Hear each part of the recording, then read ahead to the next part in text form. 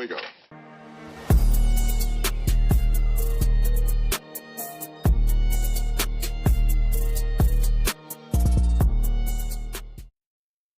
All right, welcome back, guys. Episode 2 this week, or on this episode, I should say week, but this episode we have Paul Anderson from Sled Solutions. How you doing, Paul? I'm good. How are you guys doing? Good. Appreciate you joining the show. And thanks for having me. Yeah, and absolutely. And then, same as last time, our co-host Nick McDonald. Hello, hello. So, quick intro.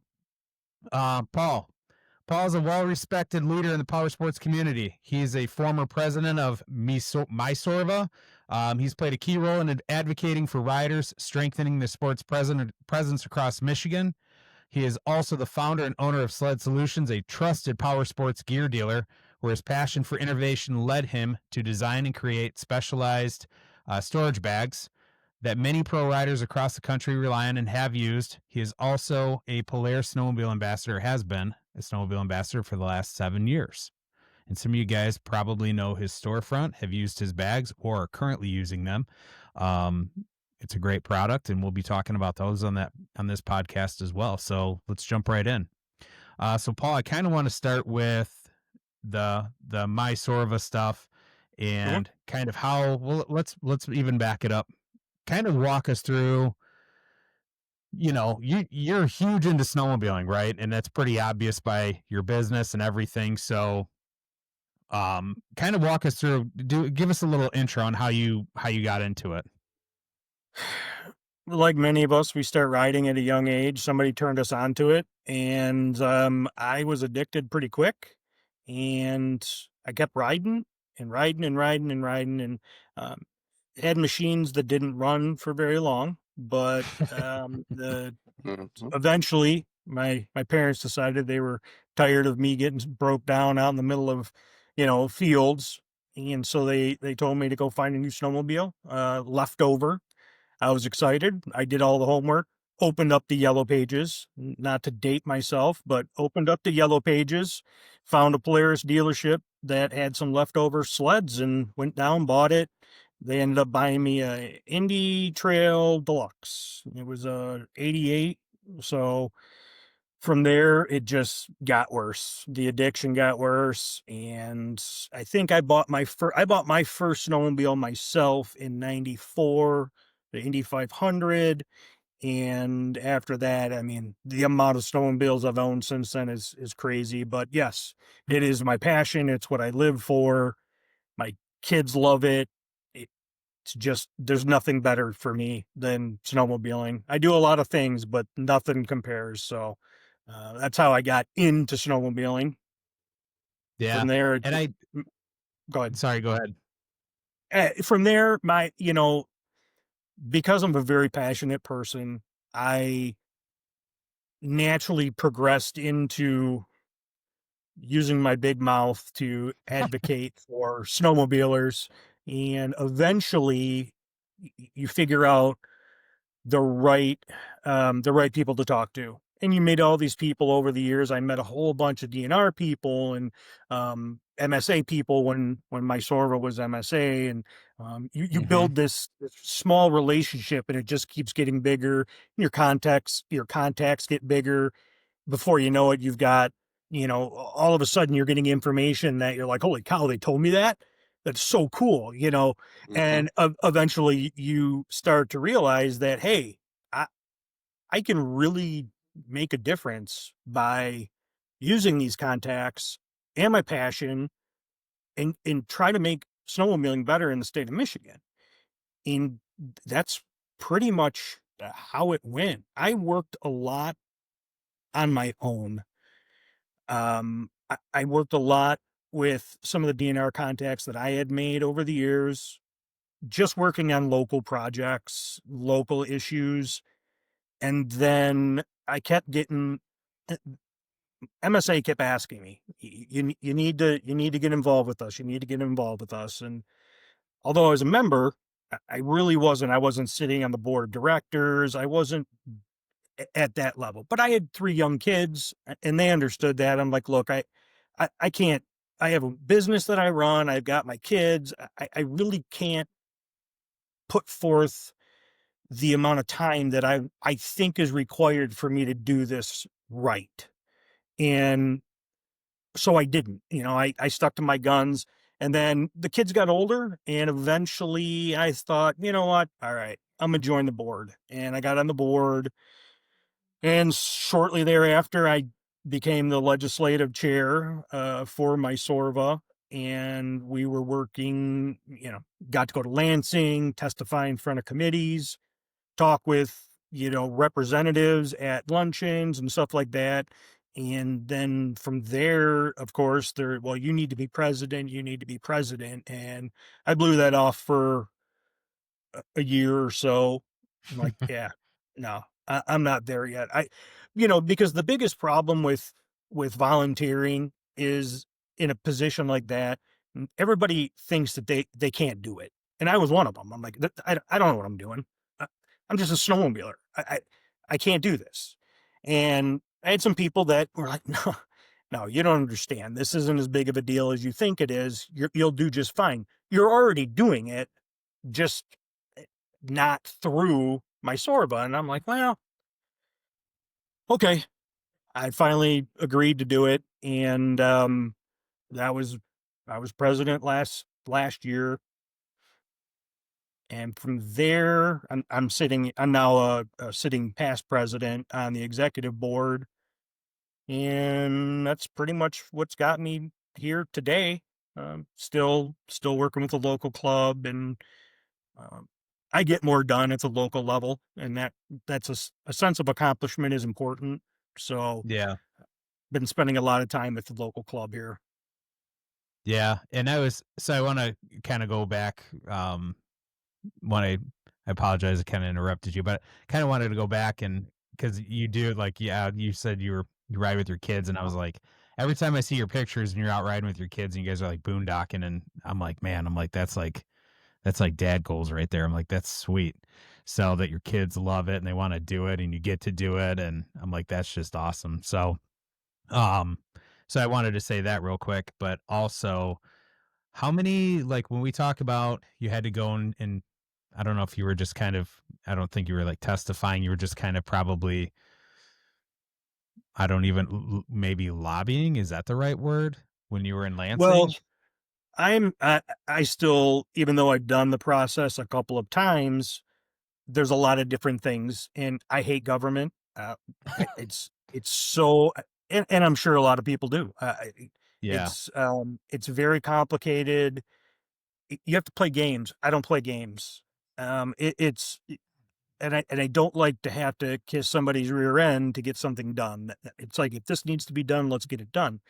So, like, so the first time I went to testify in front of the committee for natural resources was when it was 4535, I think it was. It was a House bill that um, we were trying to shut down the Groom snowmobile trails, basically to keep the wheel vehicles off the snowmobile trails from, December 1st until March 31st.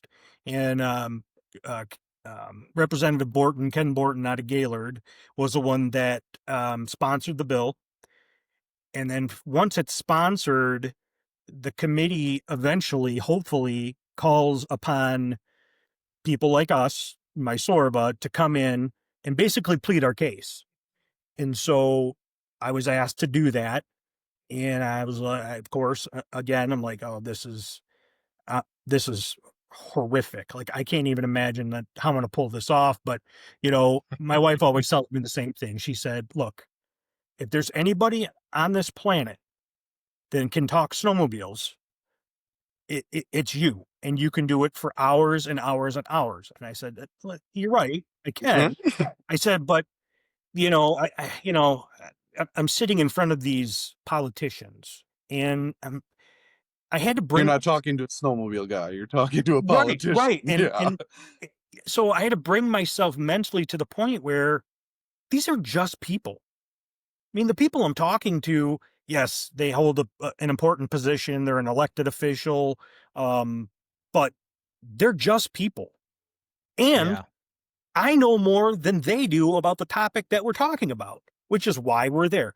So that's, that was one of the ones that was, it was a nail biter. But once I got into it, it just starts to flow. You get all your ideas down on paper, all your talking points, and you start talking and you plead your case, and then you open it up for them to ask questions, and you just got to be able to answer them. So I did that one, and I did another one was for, I can't remember what it was off the top of my head. We were invited to come and testify about something that was related to ORV and snowmobile. And so I went for that, and I did talk, and so did our director. And it just didn't feel as big of a deal as the first time around. But it, it's once you just get up there, you start talking. And again, I knew more about everything than they did. So I was teaching them, and it's just, you just got to go with it, you know? Yeah. So how many how many people in Lansing that you've spoken from? How many are any of them snowmobilers? Do you know? Like, Oh, oh yeah, yeah. oh, they are. We've got, well, yeah, oh yeah, yeah. And Oh, there's, good. we don't get to talk to everybody, but we did numerous luncheons. We used to do a legislative ride. It's a trail Wow. ride, Okay. where we invite both sides of the aisle to come. One side never comes, the other side always comes. And we have it's a really great event. It's something that is important for, I think, everybody to experience, especially if you've never been on a snowmobile and you're in a position of making laws and changing laws, and just, if you're part of that, you've got to experience it before you Yeah. can understand it, and so we've taken some really cool people out, that some of them were snowmobilers, some of them were not, and the people that weren't or had never been on one were just, blown away at how awesome it was. And that right there is key. You don't have to show them every aspect of it. You just got to take them out and let them see what winter in the woods via a snowmobile looks like, Yeah. Mhm. and going from, one destination to the next. And people get hooked pretty fast. Whether they do it again or not, I don't know. But I know that we've had really, really, really good response to those types of events. The last time we did it, it was pre-COVID. And then COVID hit and we couldn't do it. And then the last 2 years that we tried to do it, it got canceled because of weather. And because the one that we did was in Boone. It kind of gets bounced around. 2 years in a row, we tried doing Lewiston, and I'm like, guys, this is Yeah. the wrong location. If you want a guarantee or a better shot at pulling this off, it can't be on the east side of the state. It has to Yeah. be in a lake effect area.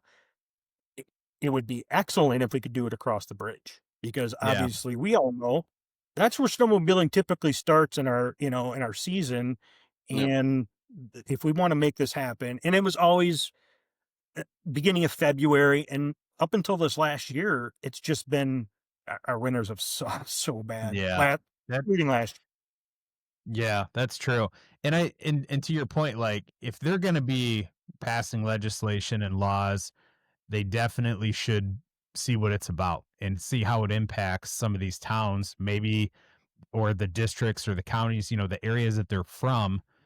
You like, hey, these are people in your town, in your county, in your Mhm. area that you represent that are impacted by the revenue that snowmobiling brings. So, you know, if you're passing legislation, you should probably know something about it. If it impacts it, I mean, that's my thought. I mean, I think everybody knows that not everybody does that or takes the time to learn about something that they're just gonna, try to write a rule about, but that really should be what the whole thing is, right? So that's just And my thought anyway. in a perfect world, in a perfect Yeah. Totally. world. Yeah. So we, the rides were really fun. You get a lot of one-on-one time with all these different people that are there. You get to bend their ear. You get to tell them things that, I mean, you're in a very relaxed setting. So you're having a one-on-one conversation with people that should care and should matter, because those are our elected officials that are supposed to be doing what we want. So that was good. The luncheons that we would have in Lansing, those were good too. The problem with that one is that, so we've done a couple luncheons in Lansing, and so we work with a group that is our liaison in Lansing. So because they're there all the time, they're running around office to office and, this is what we're hearing. What do you want us to say? Stuff like that. So we pay them to go do that. And they make arrangements like these luncheons. Well, all of these senators and representatives, they all have aides. Some of them show up. The other ones just send their aides, which you can have a conversation with some 22-year-old that's looking to get into politics, and but is it going to hit the same way as if you're actually talking to Senator so and so? No. No. So Yeah. it's still a good event, because we do still get people to come in, and actual senators and representatives to come in and talk to us. And there are a few that are very, very, very much on our side.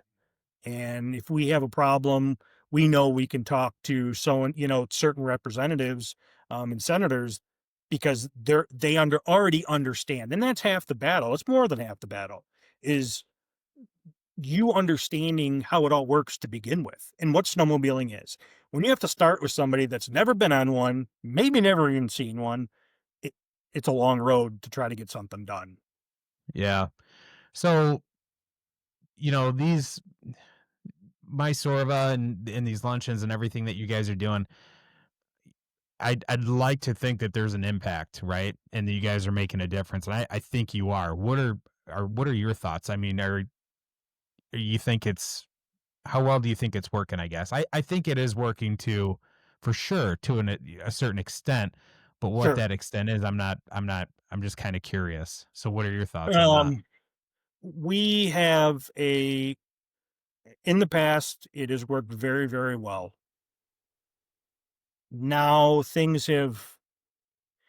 when MSA went to MISORVA, I have to be careful what I say here, but when Michigan Snowmobile Association went to MISORVA, we included ORVs. And it's been a tough pill to swallow, because nobody from the ORV side has stepped up to join us in the fight for ORV rights. So Mm. we've got snowmobilers now that are being asked, the board members that are snowmobilers. A lot of us have ORVs, but that's not our passion, right? So what we need are people what we've needed is actual people from the ORV side to jump in and say, I want to help. And it hasn't happened in 5 years. So I think, because we've spent so much time focused on making it work, being a dual association, I think we've lost some credibility, and I think we've lost some of our ground in Lansing, and that's unfortunate. I think I mean, people know who we are. Don't get me wrong. That's still Yeah. there, but it's hard for us to advocate for two different groups when some of the problems are because of the other group, right? Yeah. The reason we've butted heads as an association is because the ORV people are furious with us, because we want to protect the groomed surface of the trail, because we pay our $52. You've got volunteers in every single county going out, spending 8, 10, 12 hours in the middle of the night, laying down a nice ribbon, so snowmobilers can ride the trails, and all it takes is one wheeled vehicle to go through there and tear it up. And Mhm. that's an issue. My biggest issue, and I've been saying this since the very beginning of all of this, is that it's a safety issue.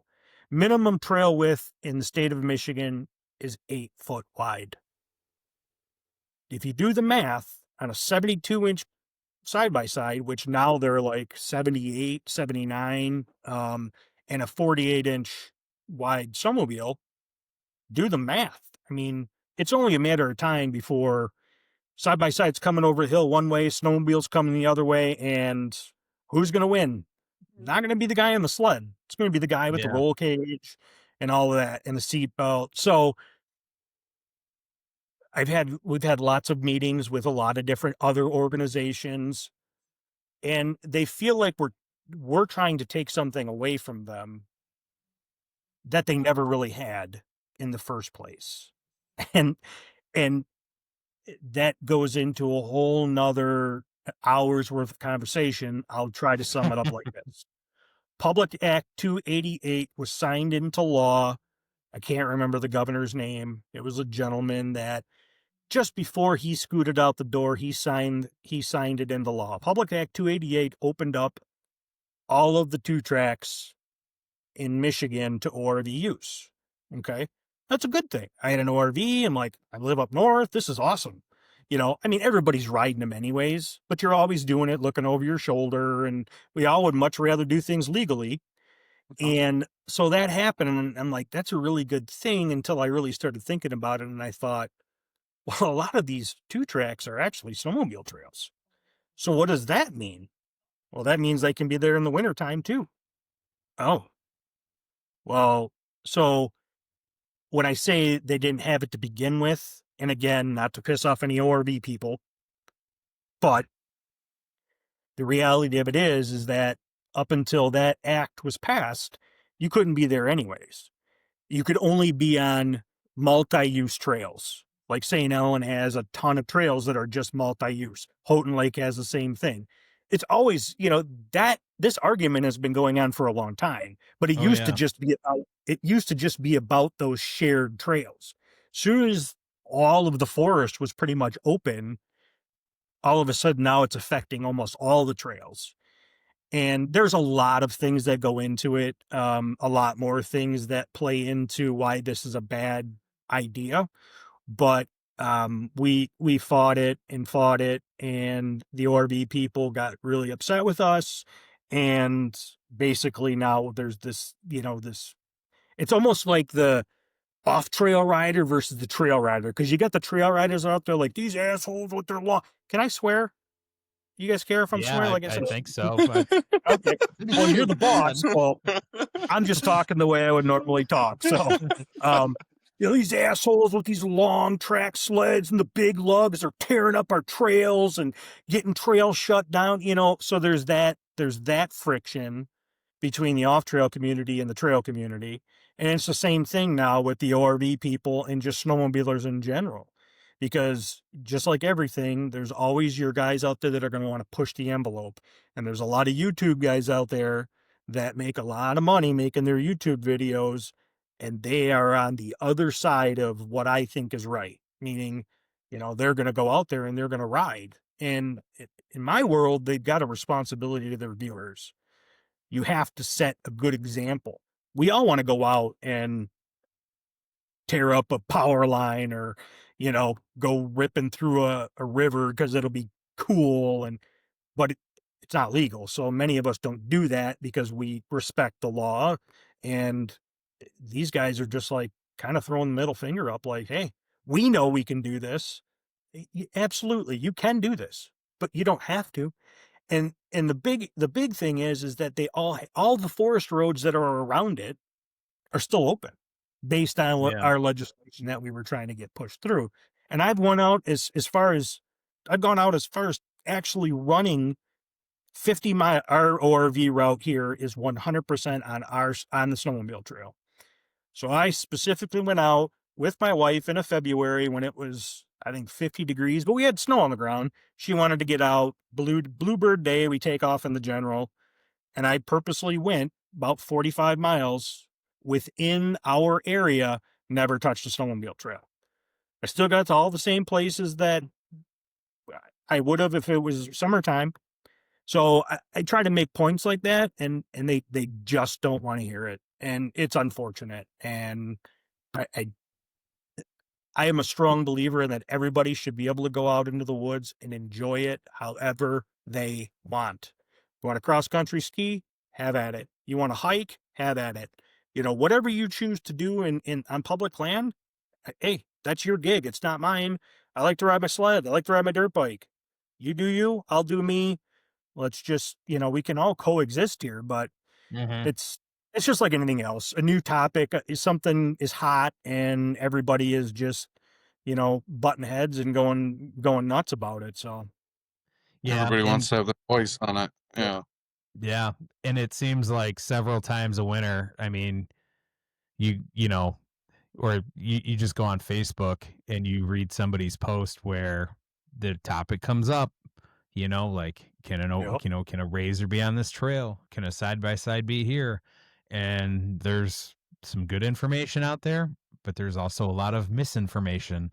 Um, and you have to do your research because people get stuff confused or they don't read the fine print or they don't put in a legend on their Onyx to tell them. And I've made that mistake, mapping out, 2 tracks and stuff for, taking the Jeep out in the summer and you're like, oh, we can go here. And then it's like, oh, actually, you know what? I need to take that off because that's just a single path for a motorcycle. We can't, we can't go down there. And obviously right. we can't, but they just have to filter down, what's legal for them to go on and what's not. And I mean, it's all pretty, they just have to do a little bit of research, but some people like to go to Facebook and ask, which is fine, but you just have to be careful about the information that you get because if you get stopped by a CEO and you say, well, Derek on Facebook told Facebook me, told me, yeah, he said I could be here. Well, right? I'm not paying for your ticket. So, you know what I mean? So be careful, do your own research, do your due diligence. Um, make sure that you know what's legal and what's not and where you can ride. And that goes for anything and not just what type of vehicle you on, during the time of the year. So I same, learned that same goes for boondocking. If you're out in the woods, and you're on private property, you're in the wrong spot. You better Yeah. turn Nowhere around to and get and out it's of up there. to you to know that. It's up to Yeah. you to know where you are. I mean, Yeah. we deal with it just within our community of riders. You know, it's kind of funny to go back to being an activist and just being a pain in the DNR's ass. I showed up to a SAW meeting, which that's Snowmobile Advisory Workshop. It is a DNR sub or committee that basically is the committee that decides what everything's going to happen for snowmobiling in the state. And MISORVA sits on that board along with a bunch of other people, And so one year I got tired. I got tired of people. I was pretty hot about this. And um, somebody brought up, I knew their talking points, so I was ready. But somebody brought up, the problem with our, because they were, oh, we got this big problem with these boondocking guys. They're going wherever they want. They're tearing stuff up, blah, blah, blah. They've all got loud cans and all this other stuff. So I had a conversation with a gentleman. He still works for the DNR. I won't say his name because I like him and we're friends. I mean, friendly. He's like, well, you know, we're getting stuff shut down because of these loud cans. And I said, okay, are there decibel level laws in the state of Michigan for snowmobiles? He says, yes. I said, well, then enforce them. Yeah. The law's already there. Enforce it. Well, Yeah. we can't, I don't want to hear your excuses. The law's there. Enforce it. Because I agree with you. We don't need mountain cans on sleds in Michigan. It's unnecessary. We don't need mountain cans on mountain sleds in the mountains. I know that I'm not a big mountain guy anymore, so I'm sure they have their reasons for doing it, but we don't need it here. And so it was those types of things that came up, and they said, you know what? How would you like to be on a subcommittee, a backcountry subcommittee through the SAW committee. And I'm like, absolutely, that's why I'm here. Let's do it. So a group of people from the DNR, we organized this group, and I had a couple buddies from the UP, the Munising area that I ride with on the regular, that have the same respect for snowmobiling and the land and all of that stuff as I do. So we set this whole thing up. We had a bunch of meetings. It was awesome. I mean, we were really starting to make headway. We were like at all these different. We have to teach the people, and we have to teach the people by pictures. Unfortunately, I mean that's what's going to grab people's attention. And they decided that they brought their marketing guy in, and from that point, it just went south. Like his ideas were just it. It wasn't good, and it literally just went away. Like we just stopped meeting. I mean, we met many times. So I tried. We tried to do Yeah. something. I'm like, look, we have to get in front of this before this becomes an issue, big enough issue that the state has to look at is cross country travel for snowmobiles. Do we need to amend that law? You know, I don't want to see that happen. So let's start the process now. We tried and it just didn't go anywhere. So, but it was out of my control at that point. So, but yes, snowmobiling, we all have, every group has their bad apples, and we all have our problems, and it's how you Yeah. deal with them. Yep. It's, the thing is the trail guys, like you said earlier, the trail guys will talk about the backcountry guys, and then the backcountry guys will talk about the trail guys, and blah blah blah. And you know, there's got to be some common ground somewhere, and honestly, I think the common ground is just the love for snowmobiling. And you know, they're like, well, you're gonna get trails shut down, and well, you're gonna get state land shut down, or there's a lot of different things. And to your point, Paul, yeah, a couple bad apples doesn't necessarily represent either group as a whole. Obviously, we all know that. But I think everybody just has to do their part and be respectful of the land and obviously the local ordinances. And you got some kids that have some loud exhausts, and hey, it's like, if you want to do that, go for it, but don't cry when the DNR stops you and writes you a ticket for it. Like, that's the chance you take. So it's on you. It just is what it is at that point. It gives So them they new know what they're content. signing up for. It gives them new content for Facebook. They can get on there and say the DNR sucks. I wasn't doing anything wrong, but they wrote me a ticket for, well, what did they write you a ticket for? Well, for having a loud exhaust. Well, how did they know you were having a loud exhaust? Oh, because I was jumping snowbanks in the parking lot of the gas station. Okay. Well, there you go, dude. You got to be Yeah. smart about these things. You got to be Yeah. smart. You don't want to you don't want to draw attention to yourself, that's for sure. No, Especially if you're there's breaking the law. right. There's a lot of places in the state, in the UP, that nobody's going to hear you. You could have the loudest exhaust on your sled. A lot of places we all ride, there's no people living in a lot of these places. There's sled doggers, there's cross country skiers, all that kind of stuff, which that's annoying to them, but you don't need to do it in town. You know, Yeah. I'm not saying Yeah. that you need to do it at all, but man, just be smart.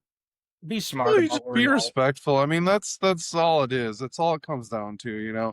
I Mhm. mean, riding through a city at midnight, you don't need to be doing full rips on your sled 2 in the morning, down a side street, getting to a trail. Like, I mean, we all love the hobby. We all love snowmobiling, but we don't want to lose it because we're being idiots. Like, I mean, you just got to be smart about it.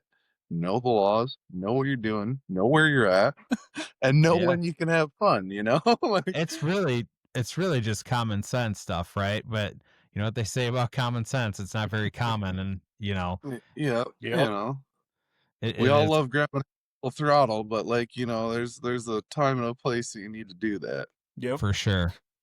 Yeah. For sure. So, all right. Well, I'd like to switch gears and kind of get into some more of the fun stuff, and maybe not so much of the law Legal breaking. And stuff. Yeah. Yeah, right. It's no, it's in I'm glad we talked about that because it's always interesting to see, someone's point of view that's that's involved in it at a government level. Like, hey, what happens in Lansing pertaining to snowmobiling, and what are these groups doing? So if someone, wanted to like join a club, or they, I know there's some for the ORV, like, the Great Lakes Four-Wheel Drive Association, there's Blue Ribbon Coalition, there's a bunch of them out there.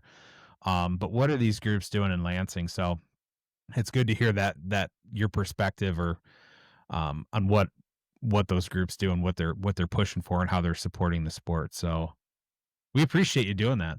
Thank you. Very I think I much. can My speak pleasure. for a lot of snowmobilers saying that, hey, we appreciate your efforts in Lansing, protecting the hobby for the rest of us, right? So Doesn't always go as planned, but if you don't try, they just railroad us, and you gotta stay on top of it, and that's something that we look at the, not to carry this out anymore, but I look at no, you're the fine. mountain bikers, like where I live, a lot of mountain bikers, a lot of cross country skiers. And again, I respect what they do. Go out there, have a good time. Um, but they are two of the most wealthy groups, financially backed by private individuals and companies.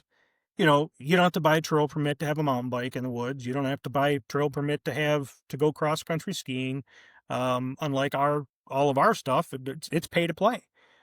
So they have the ability. They have some really nice stuff. If you saw their groomers, you'd be like, how did you get that? And because I've asked that question, they're like, grants and private donors. So that's something that the snowmobile people, and those people show up. Like when there's somebody trying to say you can't do this, like they want to put a new trail in or something and it's not looking good, and they say, "Hey, we're having a meeting at the township, blah blah blah." They show up in force. And that's something that we lack as motorized recreationalists. We don't show up in force. We have a tendency to, somebody will show up, and that it's not good. It's not good. So it's not new. It's unfortunately it's kind of been like that forever. But you just wish, you just hope that somehow, some way, other younger generations start getting involved. Because at I some mean, point, it's that way with the trail, the grooming, and everything like that. We don't have young people getting into the snowmobile associations and grooming and all of that. And that's the only way this sport's gonna continue to maintain, is getting some younger people that don't want to just do it but want to help out with the sport as well. Yeah. it's a conversation being had in every club across this state. I've written articles. I've written articles about it in the MISORVA magazine. SnowTech contacted me. I think it was SnowTech. They're like, "Hey, can we put that in our magazine?" I'm like, "Sure." And it was just about that. It was about how, as the volunteers are aging, there's nobody coming in from the backside. I mean, I'm 52. I'm young. We're not seeing, not to say that there's not younger people that are getting involved, but boy, Yeah. it's not, because it's all done. Trails are there, they show up, they're groomed. They don't Yep. realize that as soon as somebody says, "I'm not doing this anymore because I'm 75 years old and I don't want to do it," there's not somebody waiting in line to jump in that groomer and go do it. Yep. Yeah. So it's Yeah. I scary. mean, it is, the fear is eventually it's going to be like Canada, where your trail passes are very expensive, and a groomer that goes out and maintains the trails gets paid. It's a paid job, but you're going to pay for it. You know what I mean? So there's nothing free, right? So, and if it's trending that way, it's kind of scary to talk about, but you know, I guess to compensate for that, they increase trail pass prices, but at the same time, if the people aren't actually there, to your point, Paul, I mean, then we're in trouble. We're in Yeah. trouble. Yeah, and the snowmobile program is so underfunded already. I mean, every year we're out of money before the grooming is over. It's really scary, and the unfortunately, and some people aren't going to be big on this, but seeing the numbers on my end, trail permits need to be $100 if we want to continue. I think last year, the cheapest, or I'm sorry, the cheapest or most expensive, I don't remember, but groomer, it was the cheapest, $375,000 for the groomer for one club. Wow. I don't think that included the drag. So, when you look at everything, we've been paying $52 for a trail permit now. I want to say it's probably, there was a 5-year plan. It was supposed to go up, I think, every 5 years. And Mhm. this year we were supposed to do it. And for whatever reason, the DNR somehow stopped it. Like this year, there was supposed to be a price increase. It's not happening. Program is broke. We're struggling. Clubs are struggling to get stuff done. And I don't know what the answer is, because as soon as you bring up the fact that trail permits are going up, people go through the roof. These people that go through Yeah. the roof don't know how the system works, and that's the problem. They don't understand that, you know, there's a lot of stuff that people don't understand just because they're not involved, and that's okay. I mean, that not everybody's going to be involved, but it's about we educating them. Podcasts like this, just educating the public. They might learn something that they never knew before. So And I mean, it's not definitely not a popular decision to have higher prices, but like you go out west and I mean, you pay $35 for a permit that you're not using trails. They don't groom and maintain trails. You're just paying that for that. So I mean, I think our $52 for, covering the whole state and grooming and helping fund that, I think we're definitely low on that, not that I want it to go up, but we need it. We need this. We need we need people to groom the trails. We need machines to do that, and the money's got to come from somewhere. Yeah. yeah, and Absolutely.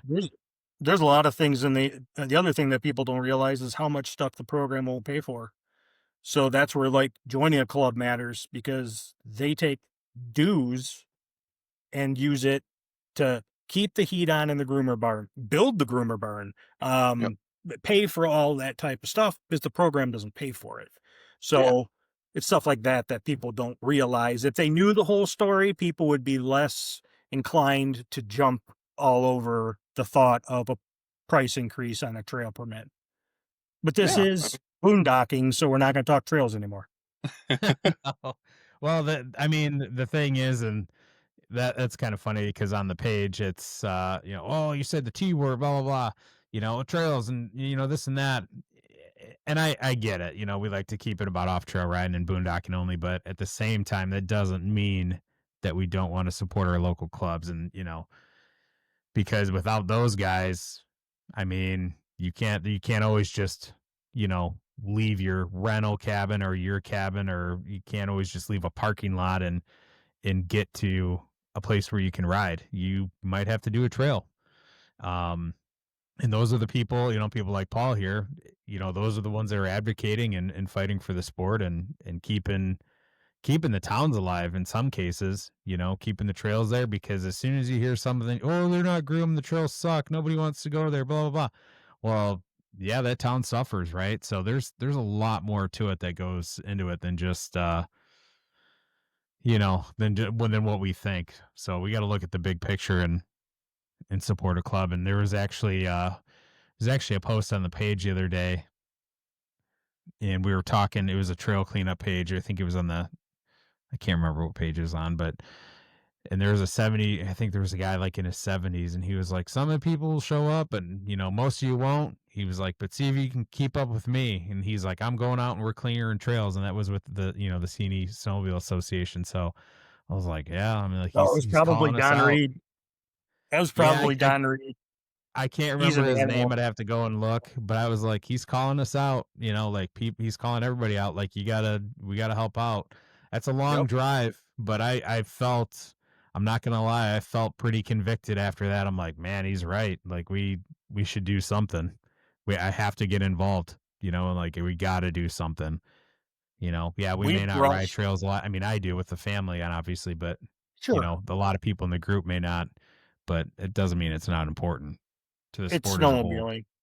It's Exactly. snowmobiling, all of it. So Sure, everyone started from there. I don't think Yeah. any of 100%. us, not very many of us, just literally started off backcountry riding and doing that only. So, Nope. we all have our roots that we came from, growing up with our families, riding on trails. Like, I don't want to see them shut down. I mean, no matter whether I ride them or not, it's part of the sport, and everyone's gonna have their avenue that they like in the sport. Yeah. Some people want to the trails, and I like doing both. Yeah. Like doing both. And I think there's more people in the group that probably ride them than they'd like to admit, and that's One fine. I hundred mean, percent. there's Definitely. 5,000 people in our group. You're gonna tell me everybody in their Yeah. boondocks? I know they don't. Come on, But you know, and that's fine. That's fine. I yeah. do Just both. don't I'll let your admit it. buddies You find heard it here out.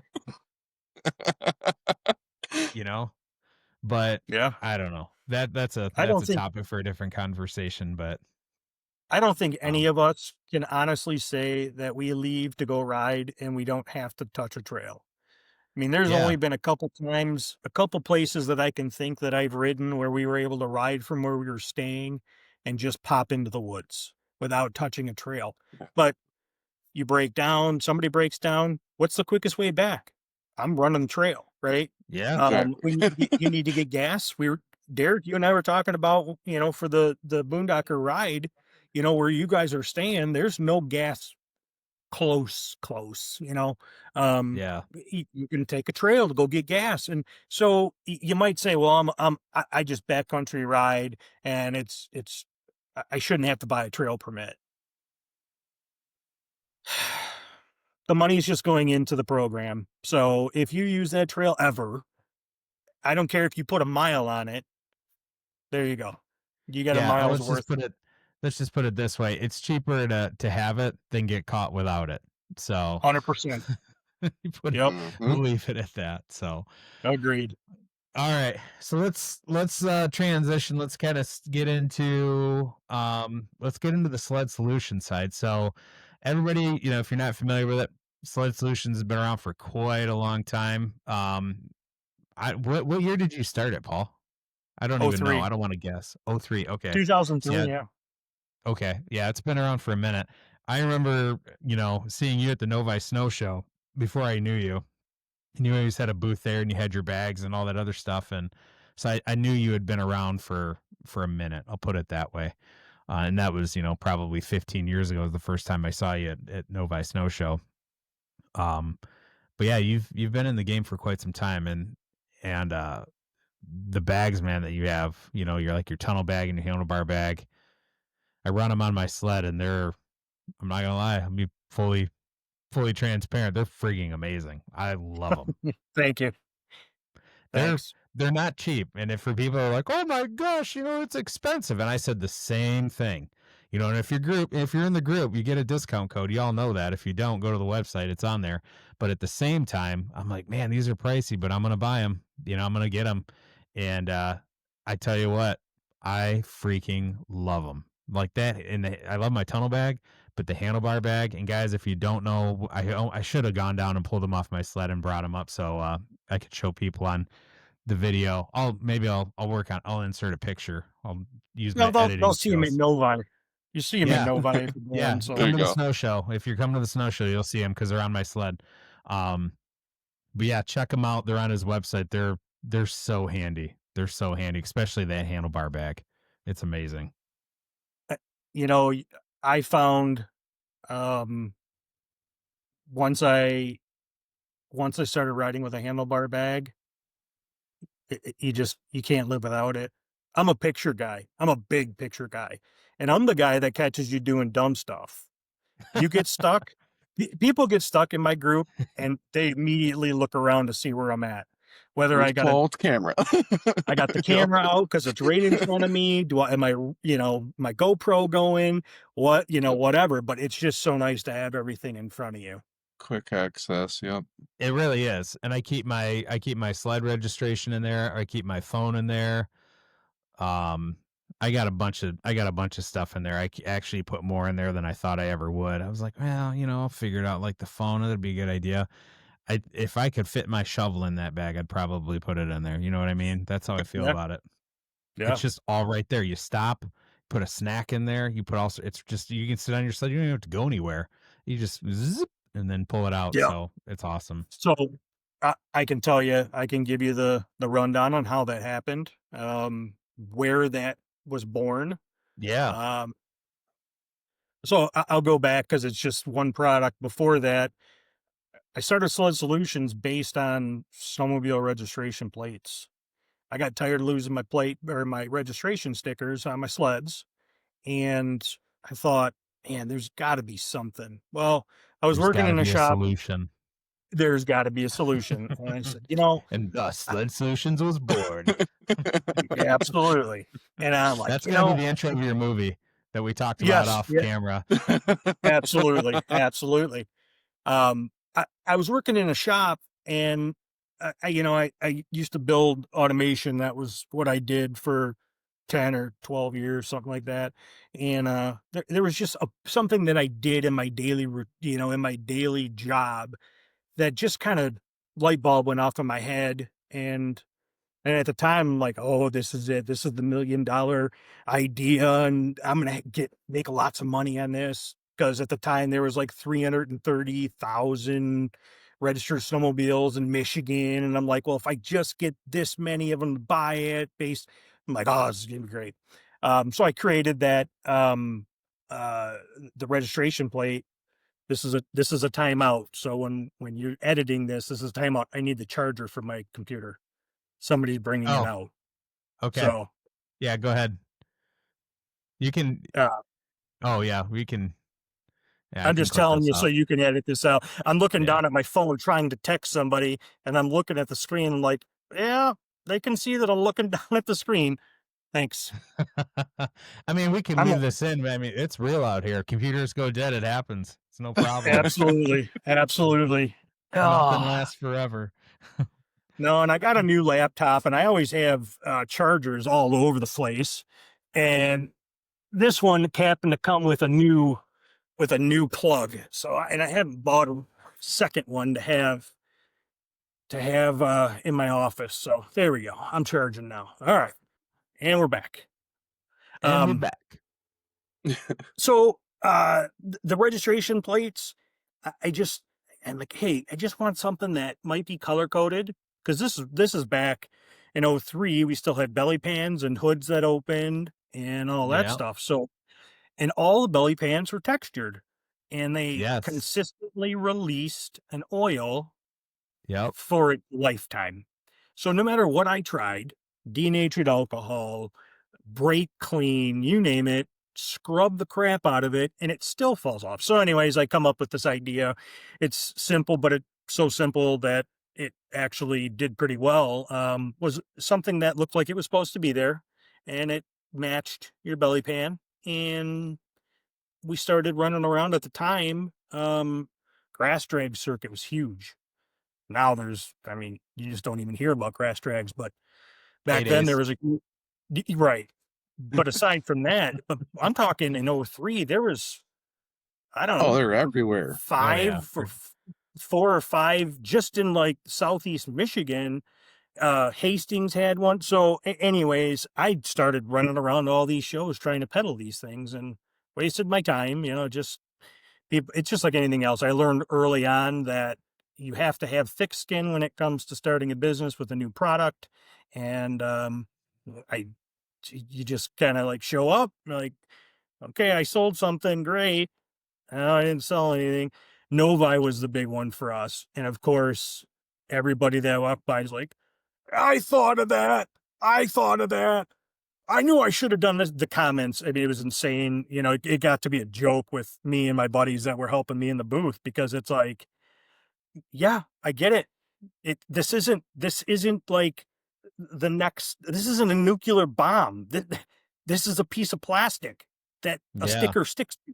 I get it, but did you go and put the time in and make it Yeah. and all that? Yeah. You didn't. So I'm sorry. I didn't know you. I didn't steal this idea from you. This was something that I came up with on my own.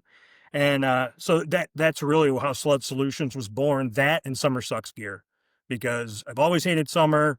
My wife is, well, she's been a graphic designer for a long time. And even back then, she was like, okay, yeah, you want me to do this? I'll do this. And found a local place. It's just crazy when I look back at how things started and how big of a deal it was to order 20 t-shirts. And, it's like, oh, this is going to, I don't know, should we order 20? Maybe we should just get 15, whatever. So, Mhm.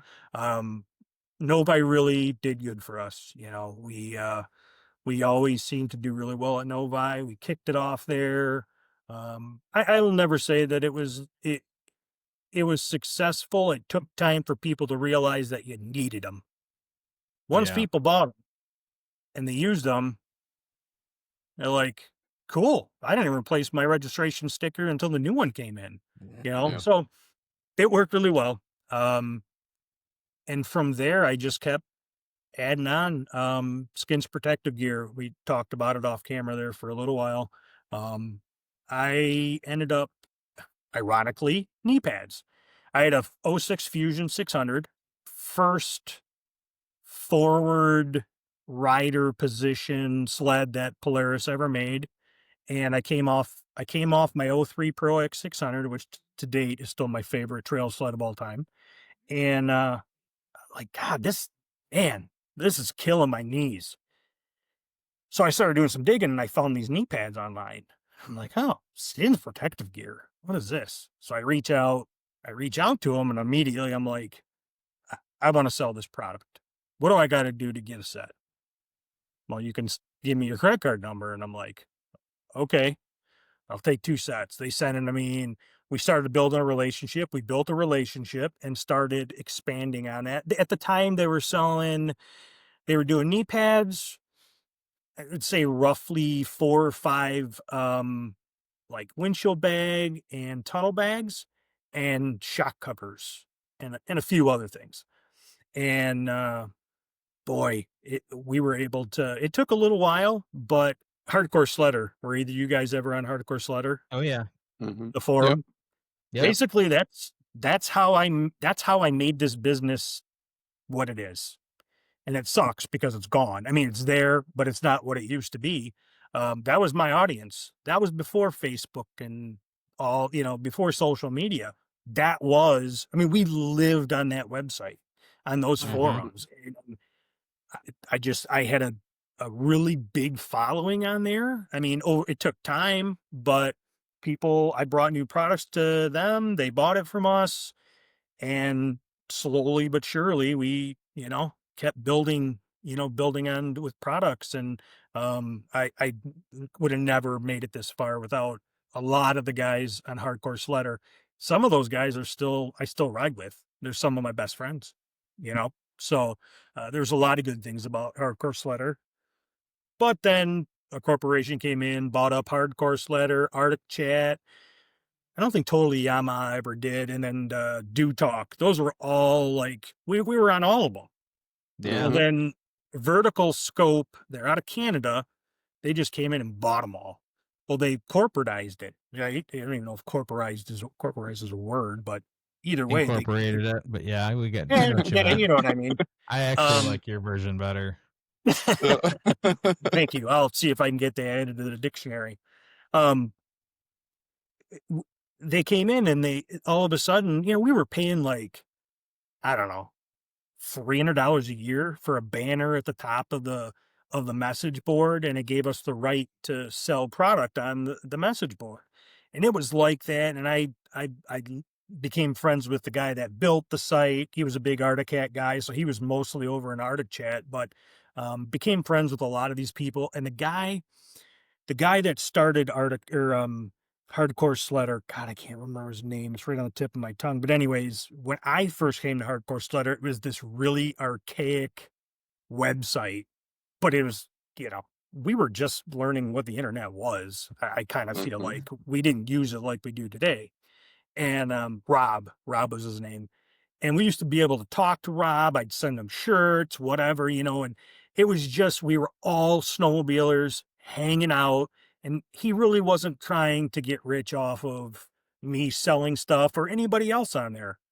So it was awesome. And every now and again they'd bump it up a little bit, but it never got to be more than $400 for the whole year. Then Vertical Scope came in, $3,000 for 6 months. Wow. The jump. Nope. I don't think I think you guys are parking up the wrong tree here, because I know most of your advertisers on this website, and none of us are going to pay you that.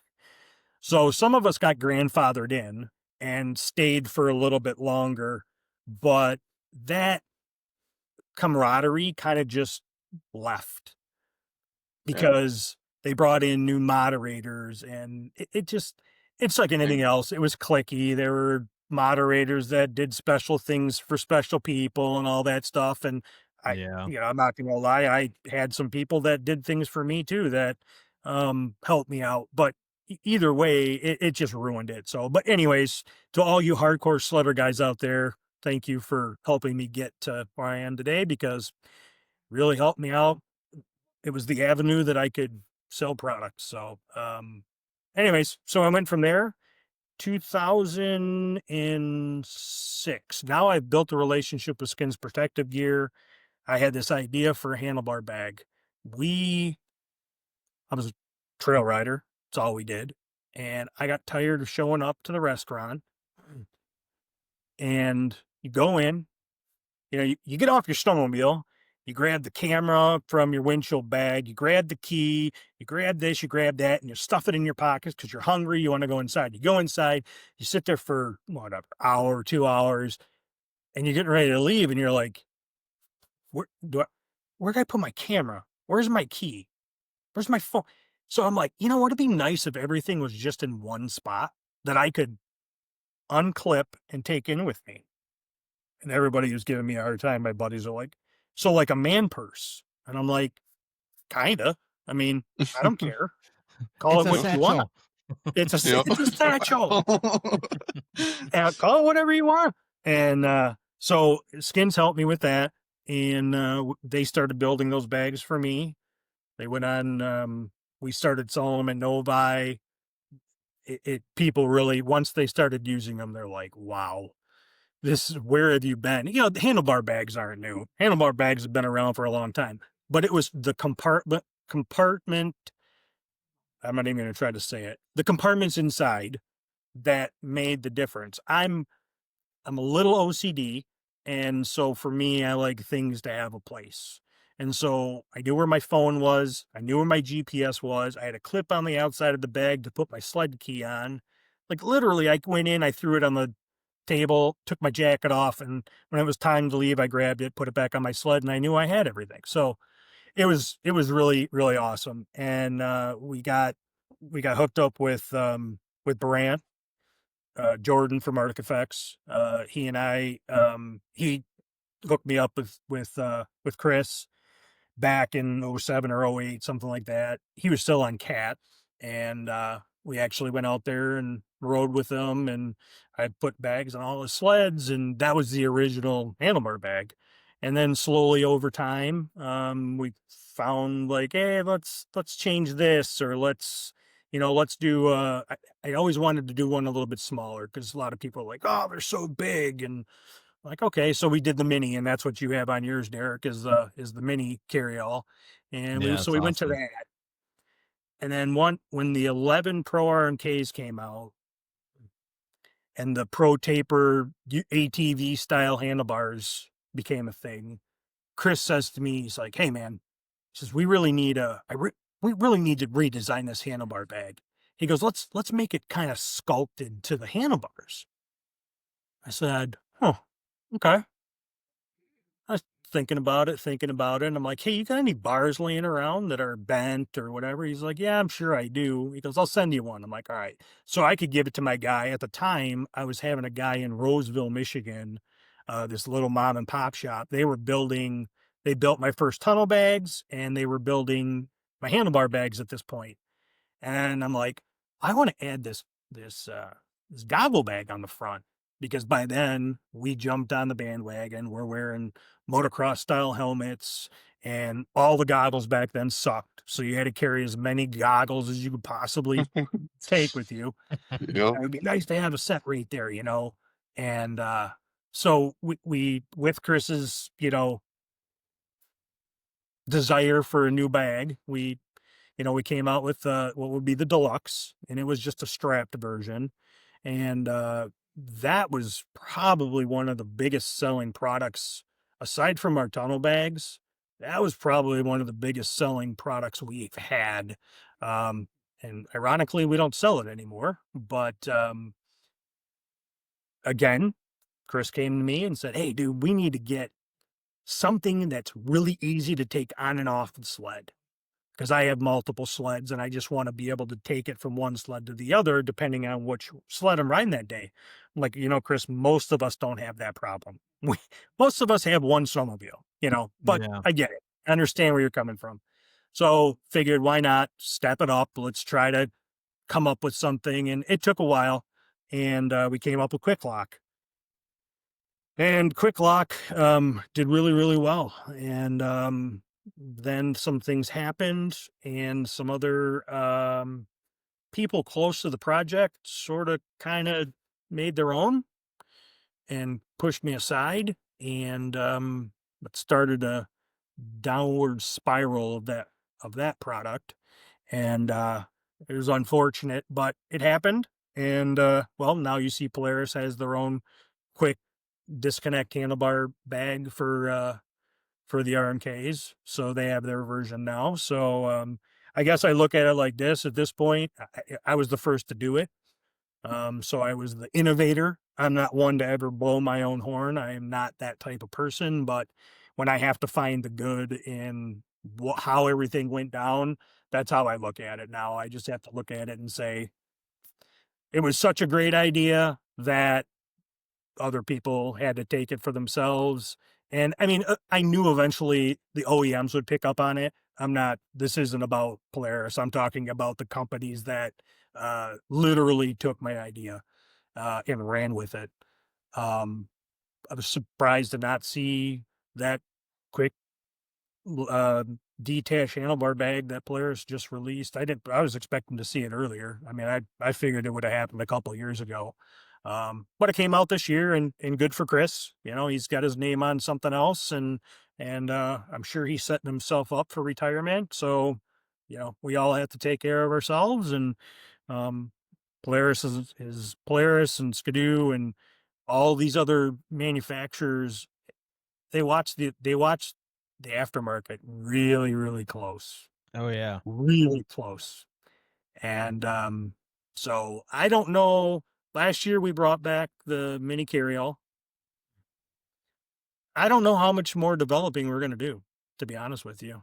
And it's unfortunate because I have a lot of good ideas, but you know, the OEMs are offering such a large array of products that are similar to what we've been doing. People just buy them when they buy their sled, you know, and I see it. I see it in our bottom line. I see that we don't sell nearly what we used to because there's other options out there now, not because ours sucked. At least I don't think they do. Um, but it's like ORV stuff. Everybody's like, "Oh, I can't believe you don't sell ORV stuff." I said, "I do sell ORV stuff." And at one time I had a website. One time for 10 years, I tried to make it something. The problem is that people walk into the dealership and they say, "I want that razor." And then the salesman throws down the catalog with all the accessories in it. And by the time it's all said and done, it's all wrapped up into the price of their unit, and it's in one payment. And I mean, Yep. I get that. I understand. So that didn't really, it didn't go anywhere on the ORV side. Snowmobile is kind of going the same way. Skidoo Link is genius. I'll be the first one to tell anybody. Not only is the design good, their marketing of it has been. I mean, I truly believe a lot of people ride Skidoo so that they can have Link on their sleds. just interchanging all the different bags and gas caddies. And Polaris now has their lock and ride, which is very similar and easy to use and all that stuff. So, um, when the OEMs jump into an arena like that, they've got the resources to buy them in large quantities. They've got an engineering people. You know what I'm saying? It's like Yep. a Yeah. little guy like me isn't going to compete.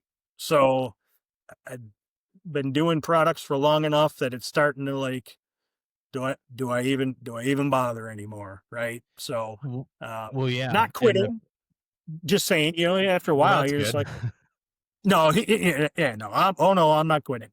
But it's just this, it's like that in any business, and it is business. It's not personal. At least some of it. In my case, there is some of it that is very personal. But with the OEMs and stuff, the last thing I would ever do is go to any one of my companies that I work with, any of my vendors, Tom at TKI or um, uh, Chris at 3D Logic, or there's so many good guys that are out there that are just like me. The last thing that would ever cross my mind is, you know what, I'm going to do my own brake lever, or I'm going to do my own belt drive, or any of this stuff. No, these are good guys. It's already done. I don't need to do that. You know. Yeah. But fortunately, that's just not the way the industry always works. No, OEMs Yeah. do their thing, is that's corporate, right? That's Yeah. corporate. And the It's a whole R&D different is typically, to develop something is pretty expensive. But, if they can take something that's already out there and maybe tweak it or make it their own, they're going to save, I mean, they could save a lot of money doing that. Not saying that's what happened, but I mean, yeah, they're going to pay attention to the aftermarket and be like, what's selling? Do we have an opportunity to make money on this? And to your 100%. point, it's not personal, it's business. How can we make this? It's a Polaris or it's a Skidoo or Yamaha, whatever. It's an OEM accessory. It's guaranteed to fit. It's gonna maybe be warranted, and probably the biggest thing is you don't have to come out of your pocket right now because it's wrapped into your payment for Yep. 72 months at one point whatever, or whatever finance Yep. rate you got on it.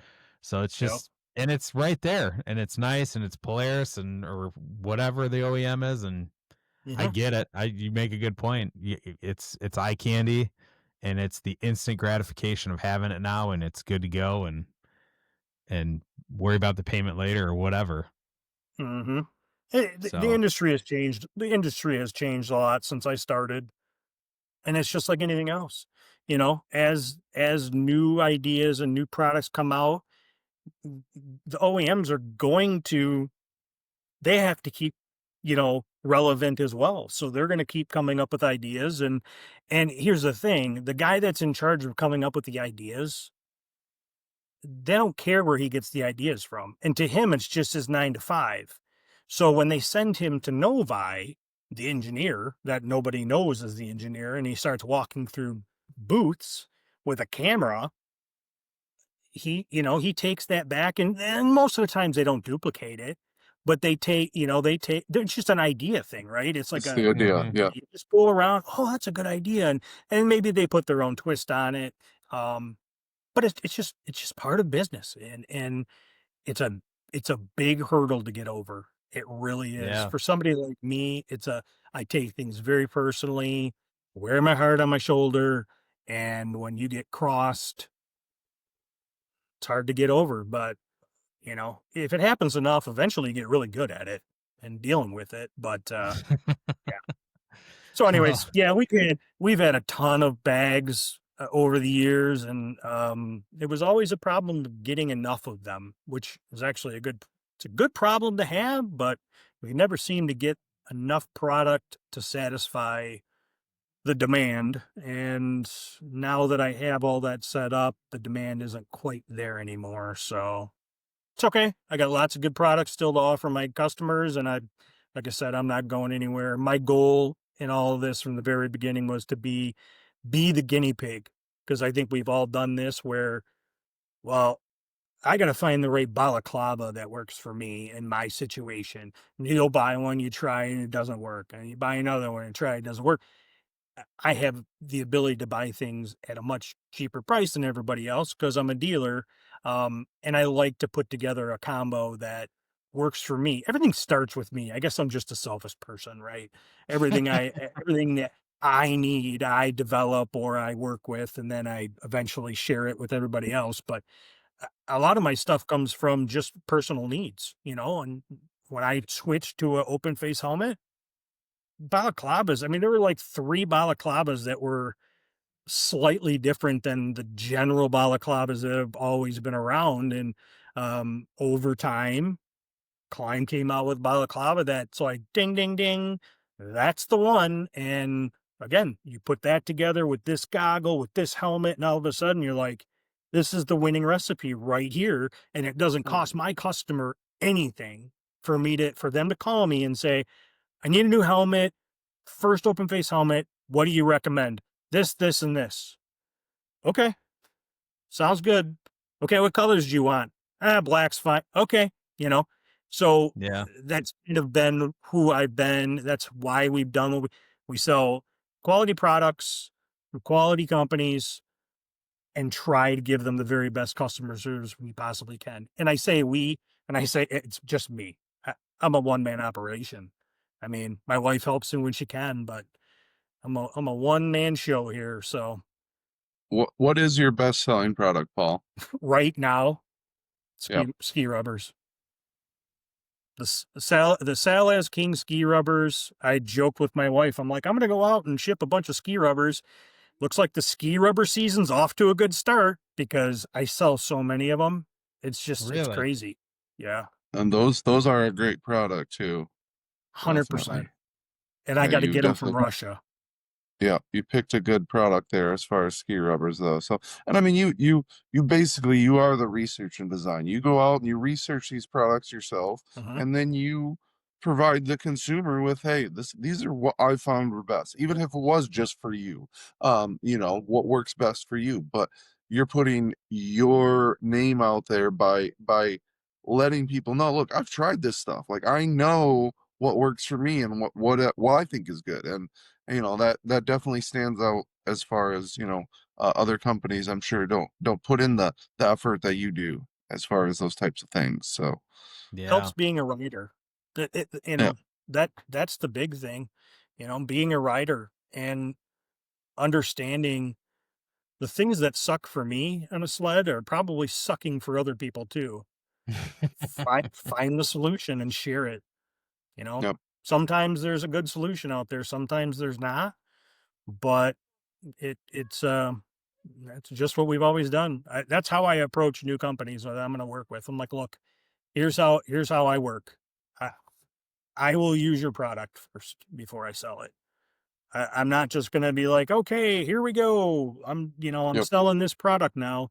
No, I want at least to have one in my hand, see the quality, and from there I will probably use it unless it's a no-brainer. I mean, there are things out there that you're like, okay, it's in my hand, I'm looking at it.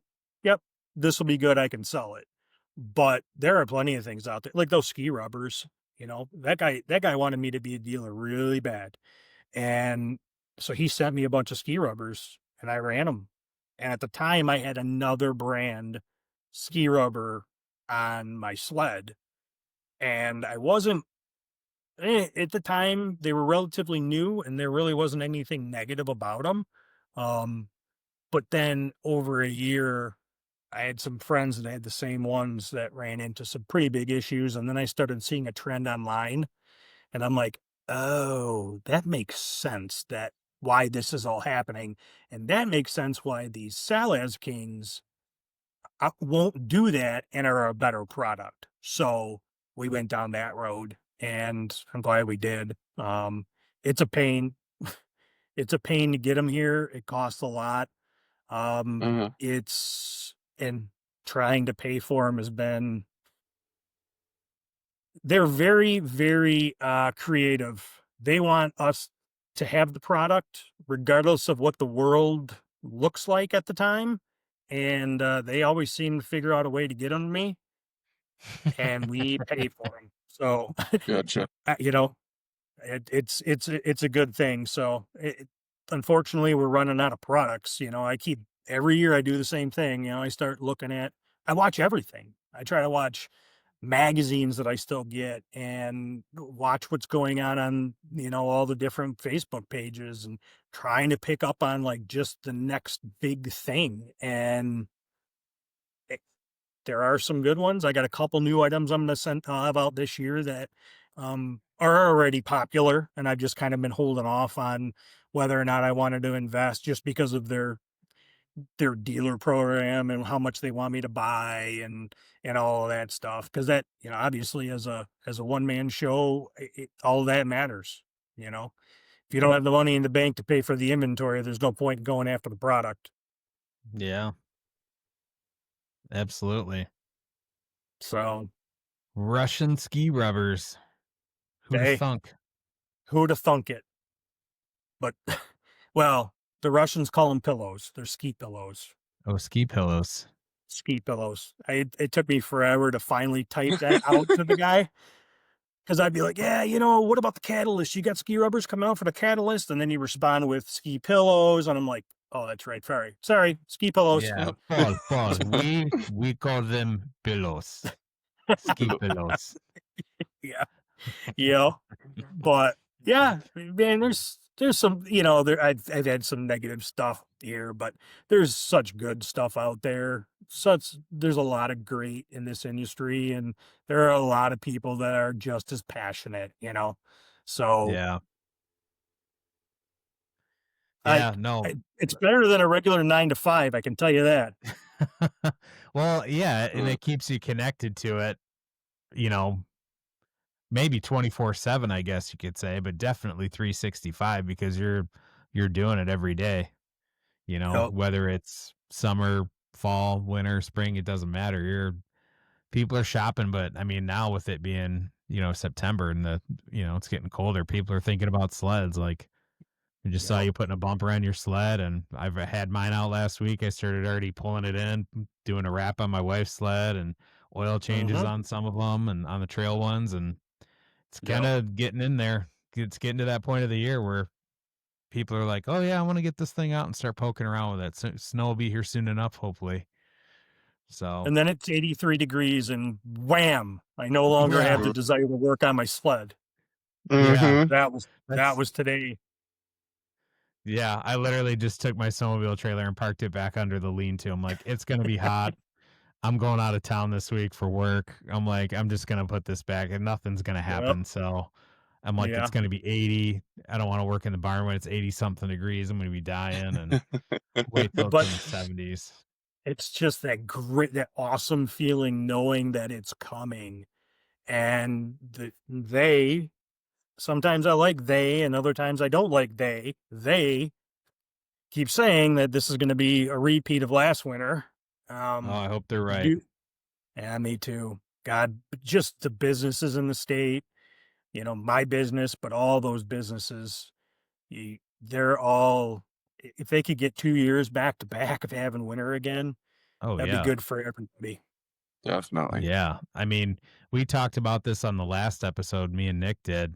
We were talking about the group ride and how, back in January we had some guys that I don't know, it wasn't in January, it was in February. Anyway, and we had some guys that bailed out. They're like, oh, it got in the 40s and whatever. And they were worried about the snow. And I mean, it ended up being like 5 feet deep up there. It was just crazy, crazy how much snow was still left in the woods.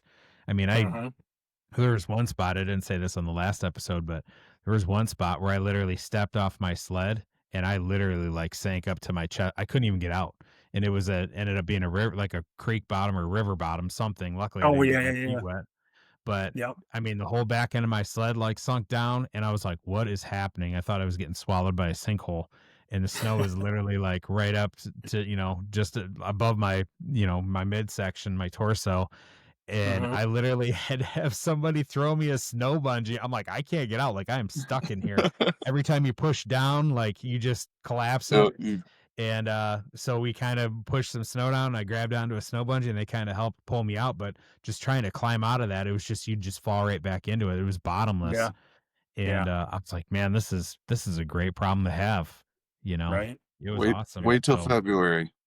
yeah, and I hope we get yeah, I hope we get that kind of snow again because I mean, yeah, the snowmobilers obviously need it, but also the all the businesses and the people up in those areas that are affected by that income, they rely We on have that. enough So we have enough mental instability in this country. The last thing we need is more unstable snowmobilers because they've lost it again.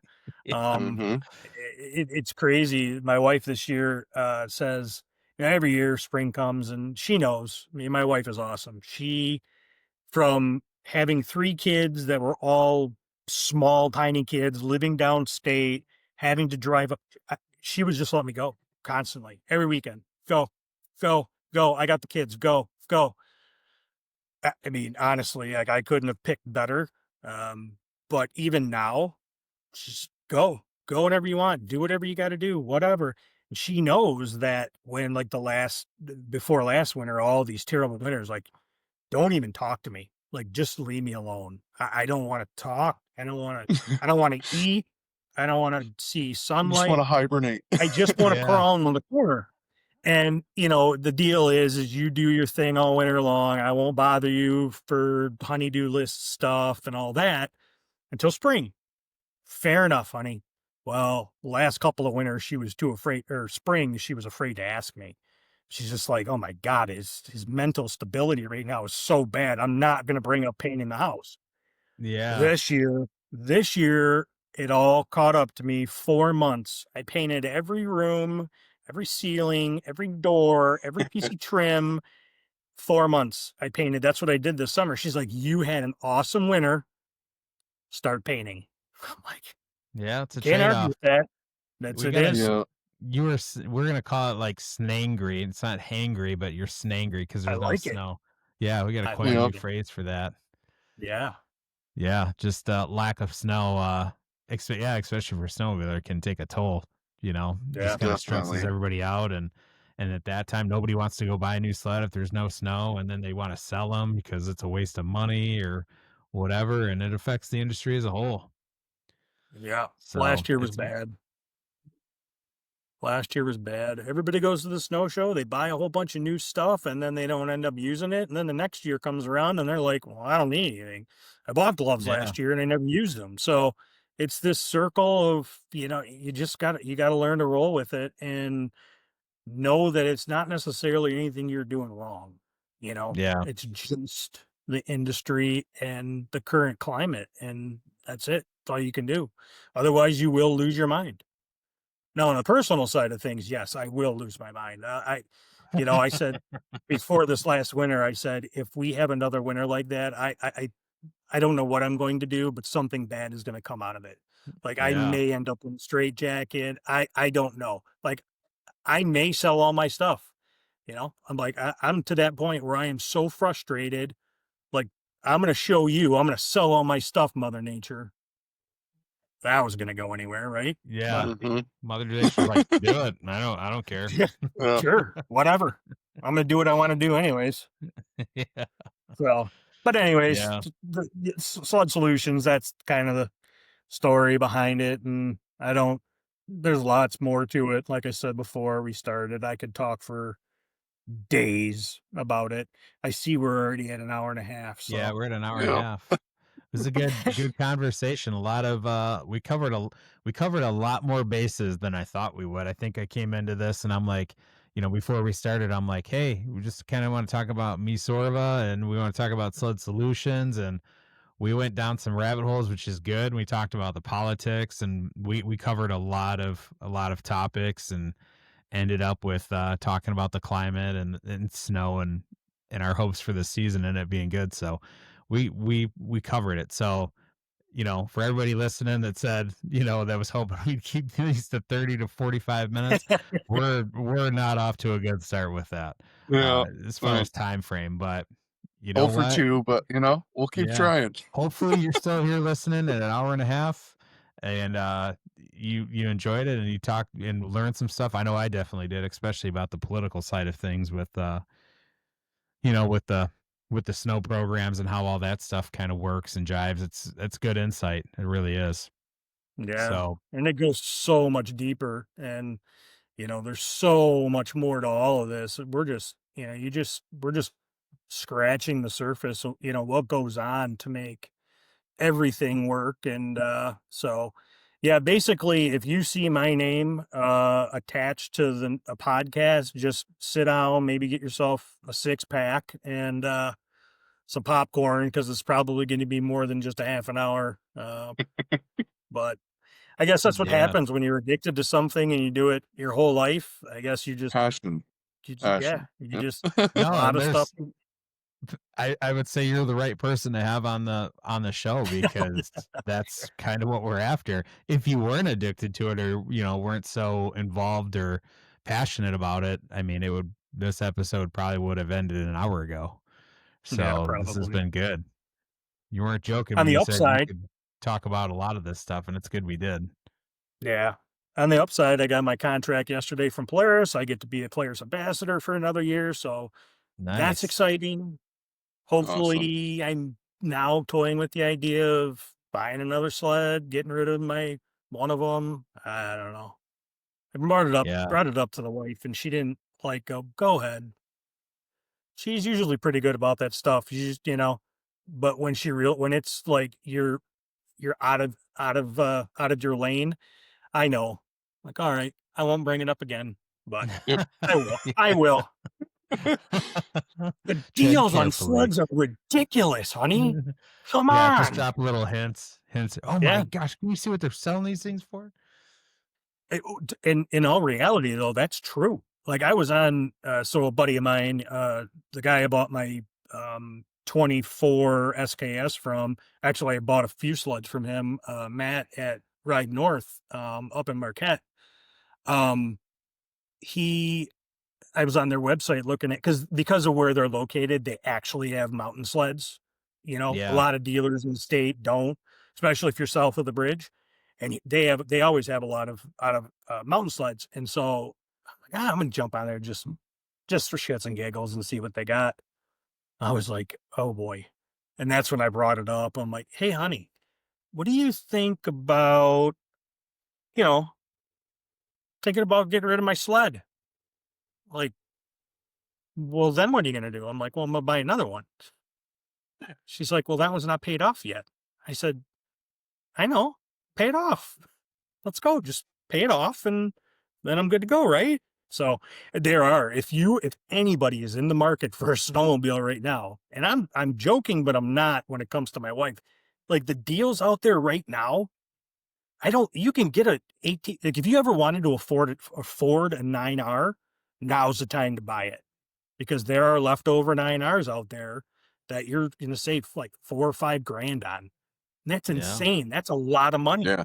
Yeah. So I'm, I know there are dealerships all over the state that have crates of 2 and 3 year old snow. Since yep, COVID, yep, there are a ton of snowmobiles that are yep. sitting unopened, few model years old that you can pick up for a screaming deal if you just pull the trigger. But Dealers just want them gone at this point. yep. They'll Yeah. do what they got to. They're just We just bought a losing value new, on a daily basis. yeah, yeah, yeah. They're far past their floor plan on 2-year-old sleds. So that money is just sitting there in the crate and they just want it gone. Wife and I just bought a brand new Polaris Expedition side by side, and it's a 24. I had a Polaris General that basically I could make my deal with the dealership. Guys like, what do you need it to be? I'm like, I want all of this out the door, and that included trading my General in, which had 15,000 miles on it, Wow. for six grand. He's like, my boss said he'd rather sit on this 15,000 mile 2000. It was a 2020 General. He's like, just get rid of this one. He's like, because the money's just sitting there, right? He's taking a gamble on a $6,000 unit. He could sell it for what he gave me in trade in all day long. I think they actually did pretty well because it had already sold. But these dealers are desperate to move machines, and as long as you're not going in there with some ridiculous offer, take advantage. Man, take advantage. Sled Yeah. prices are that's the biggest complaint you hear from everybody in the industry or in the snowmobile world is, the cost of machines. Well, now's the time, folks. Snooze or Pick up a lose. leftover. That's right. That's right. Or if you snooze, you lose. If you, you know what I Mhm. mean. Yeah, I get it. I get it. It's 9 o'clock, so you're getting a little squirrely. Yeah. Yeah. So, on that note, though, I think we're at a good spot to wrap it up.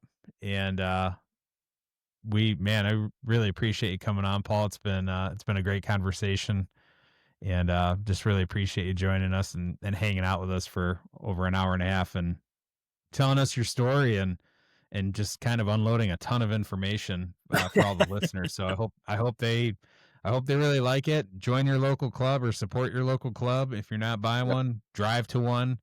Right. Get out there, just sit in a meeting even. Yeah, sit in the meeting, attend their events, look on their, follow the clubs and look at their days when they have work events or trail cleanup days. What's a day out of 365, right?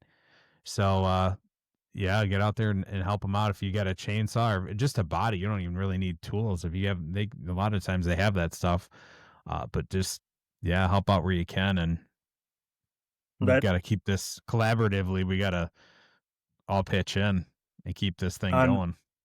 on that note, that'll be the last thing I say is that, we all find time to go out and ride as much as we possibly can and enjoy this sport.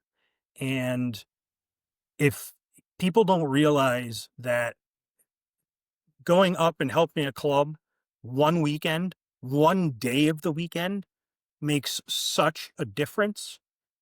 One body can do a lot of work. And we're talking, this honestly is what I don't understand. And I never have. I love being in the woods. Okay. Love chainsaws. I love Yeah, just hanging out with like-minded people, right? It's a good time. Now, you're not going to drink while you're doing it for obvious reasons, but you're out in the woods, and a lot of times, side by sides and trucks and just snowmobilers, and it literally it's not a bad time. It's actually fun. It's not like we're out there, head to toe sweating and calluses on our hands. No, we're out there doing what needs to be done, but man, it's a good time. Like our Steve is our president of our local club here, and he's awesome. I mean, this dude, I always joke with him because they're always brushing events, but I think it's more of a barbecue with some brushing going on because this guy brings the flat top grill out, onions, green peppers, burgers, you name it. And I mean, he sets this all up in the woods and then he feeds everybody lunch and that comes out of his pocket. So, not everybody's going to do that. But if you think about how much time you actually spend snowmobiling and how much time you go up north and how many spots, we all have our favorite spots. Seney, right? Say you go to Seney all the time. Figure out when they're going out, show up and be like, hey, you guys got me for 6 hours. They'll jump up and down. I mean, they'll be happier than just because somebody new shows up. Same 5 guys show up here at our club every time we go out. 5 or 6 guys. Same ones. yeah, Got to get done, so we do it. And Yeah. sounds like Nick is involved as well, so he sees it in Grayling. Yeah. yeah, Unfortunately, I've seen it all around the state, different areas. And just like you said, we touched on earlier, the younger people, the only young people that are in it are people that their parents were in it or were heavily involved in it. And maybe they got into it that way. But yeah, we need younger people to help maintain this sport and our areas that we ride in.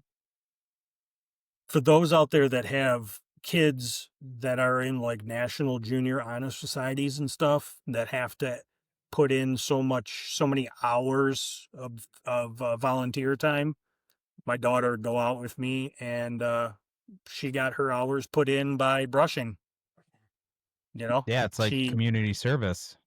right, right. And we would do that. We would do adopt a forest where we go clean up trash in the woods and all that stuff. But um, it's it's just good. She's doing something she loves to do because she loves to ride. I'm showing her how important it is that she needs to do this stuff also, and she's completing, her obligation to National Junior Honor Society. So, if for anybody who's listening, and a lot of people don't think about that, but if you have the ability to do that, it's twofold. I mean, get those kids out there and let them see what it's about. Yeah, that's good. My son was loving it. He'd give him a pair of snips and, hey, go cut all those branches off that tree. Snip, snip, snip. Problem was when we would come home, he's running around the lot snipping branches. I'm like, what are you doing? He's like, well, Dad, this tree limb's in my way when I'm riding my dirt bike. I'm like, he was probably 8 or 9. I'm like, nah, you don't just cut whatever. You're not an arborist now. Like, leave it alone. Right. So, yeah, that's how it has to happen. And it has to happen from home. You got to start young, and it's the only way you're going to do it. So That's true. Yeah. That's true. All right. Well, again, thank you, Paul, for joining us.